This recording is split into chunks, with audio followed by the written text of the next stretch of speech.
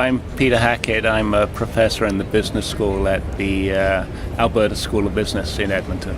20 years ago, China did 1% of the nanotechnology discovery. And in 20 years, they've moved to 25% of the knowledge is being now generated in China. Same's true in India. Over 10 years, India's gone from 0 to 5% of nanotech. Nanotech's a new field. But so there are new players in science. It's interesting to look back over the things that Canada has done and to say, has that prepared us for this future? And in this future, we've got to be dynamic. We've got to be resilient. We've got to be flexible.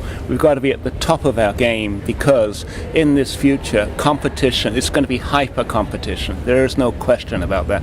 And Canada has to find its role and project its role in the world, or it'll be irrelevant. So we have to be really on top of our policies in this future. Let's just look back a bit, because the record's kind of spotty. Government has intervened on venture capital in Canada, and Canadian venture capital is now very, very inefficient. It makes no return. It's essentially a 2% return, and you can do better in the bank. Well, that's one thing.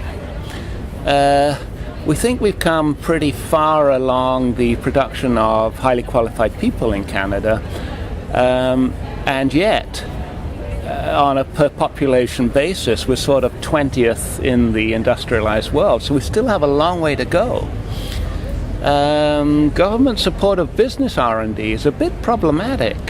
Right now, government's paying for 23.7% of the R&D that's done in business. It can hardly pay for any more, and yet we don't have a very vibrant business R&D sector. In Canada, you and I, each of us, pay $105 a year towards business R&D, and we get back about $350 a year from business. In Switzerland, the average Swiss pays $25 a year and gets back $1,450. So on this measure, our policies are among the most inefficient in the world. I think we've got to bring a lot more people into this, because for all I've said, Canada's the best place to live in. And we're very hard on ourselves, but we still have a lot of natural strengths. I was talking about this to David King, Sir David King used to be the science advisor to the British government, and he said, I went to a dinner in a restaurant in Rome, right? He doesn't speak Italian. And he said, at the end of this dinner, they called the waiter over and they really lit into him, in Italian. I wasn't quite sure what they were saying, and the waiter went away quite, with his tail between his legs, came back with the chef, and then they all lit into him again. David said to his host, well, what was that all about? I thought this was a great meal. And they said, yes, this is the best restaurant in Rome, but if we don't complain, they won't stay at the top. So I think we're hard on ourselves in Canada, maybe harder than we need to be. But this future is so competitive that we've got to raise our game.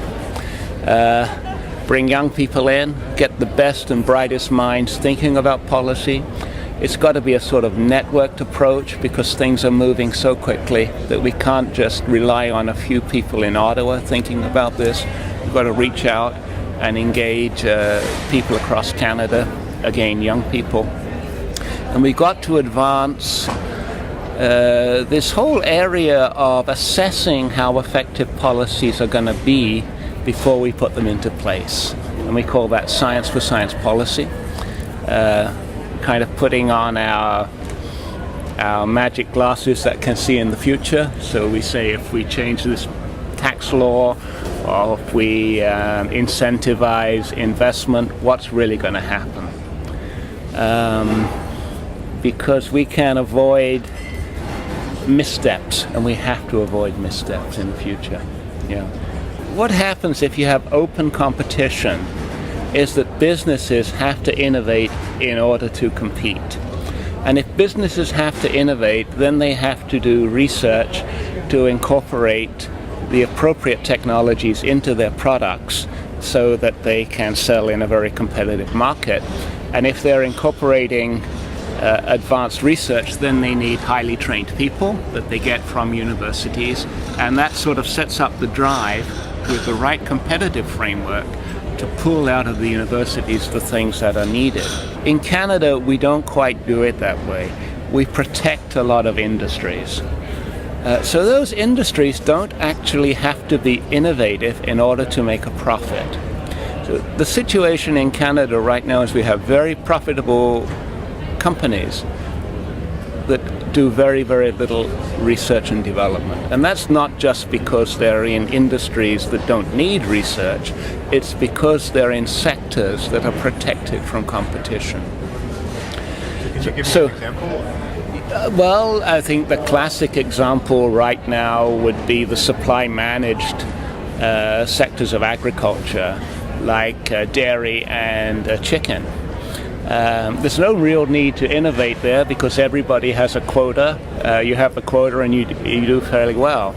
And a historical example of that would be wine in Ontario. When I came to Ontario, you could get baby duck and crackling rosé, this kind of stuff. The wine was undrinkable because they were protecting Ontario grapes from the import of Californian grapes. When they took that away, the wine industry in Ontario flourished, and you have now all of these vineyards in southern Ontario. Prince Edward County is opening up. You know, they have the same soil and the same temperature conditions as in Bordeaux, and you're now getting fabulous wines. So what happened literally was they took down the protectionist barriers, and this opened up the economy to competition. This then demanded innovation from the players in the economy, and folks in Canada got better products at lower prices. That's the sort of direction I think we need to go. That's where government should be, setting the framework for companies to compete, ensuring the supply of highly qualified people who are working at the frontiers in the universities, and then letting the magic of the economy happen. They don't need to be there at every step of the process if you get the competitive framework correct. I suspect that our future is very, very competitive, and we just have to be smart and fast and win. And I believe that we can do that.